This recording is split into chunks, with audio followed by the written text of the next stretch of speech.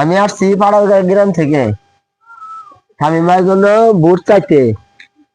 এই যে শামীম ভাই, এই যে শামীম ভাইকে ধানের শীষ মার্কা ভোট দিবেন। এই যে ধানের শীষ। কি মার্কা ভোট দিবেন? ধানের শীষ।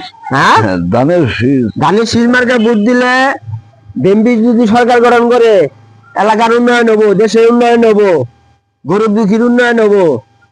বুঝছেন? আপনার বাড়ির ভোটার কয়জন? আমার বাড়ি মোটা 3 জন 4 জন। 4 জন। 4 জন আপনাদের বয়স্ক লোক।